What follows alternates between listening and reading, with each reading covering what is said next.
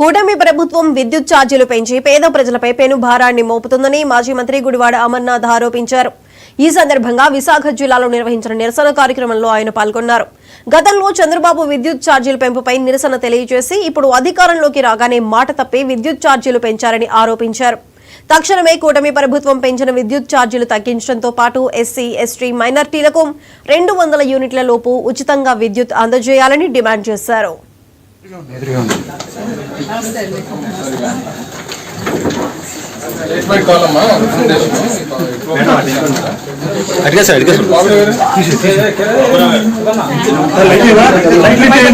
ఏదైతే హామీ ఇచ్చారో గవర్నమెంట్ ఛార్జీలు పెంపు ఉండకూడదని చెప్పారో దాన్ని నిలిపేయాలి.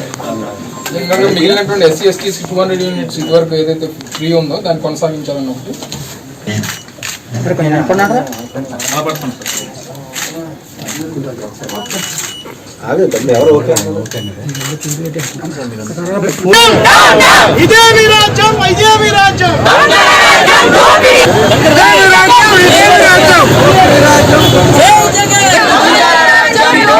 ప్రభుత్వం తీసుకున్నటువంటి నిర్ణయాన్ని వెనక్కి తీసుకోవాలని, రాష్ట్రంలో కోట్లాది మంది ప్రజల మీద పడినటువంటి భారాన్ని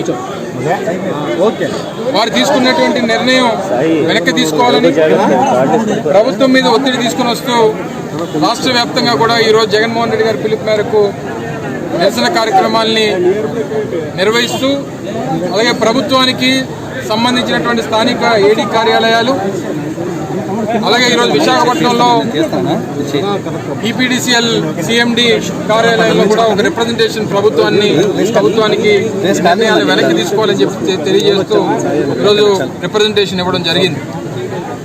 ఎన్నికల ముందు కూటమి నాయకులు, ముఖ్యంగా చంద్రబాబు నాయుడు గారు ప్రజలకు చెప్పినటువంటి విషయాలు, వారి అధికారం కోసం ప్రజలకు ఇచ్చినటువంటి హామీలు, నాణ్యమైనటువంటి విద్యుత్తును అందిస్తాం, ఎక్కడా కూడా విద్యుత్ ఛార్జీలు పెంచేటువంటి బాధ్యత తీసుకోం, ప్రజల మీద భారాన్ని వేయం, ఆ పరిస్థితి వస్తే అవసరమైతే ప్రభుత్వమే దాన్ని భరిస్తుందని చెప్పి ఎన్నికల ముందు ప్రజలకు చెప్పి, తీరా అధికారంలోకి వచ్చినటువంటి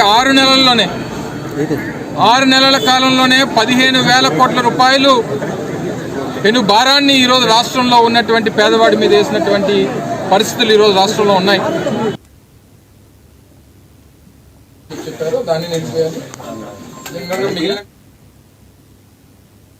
వైసీపీ అధినేత జగన్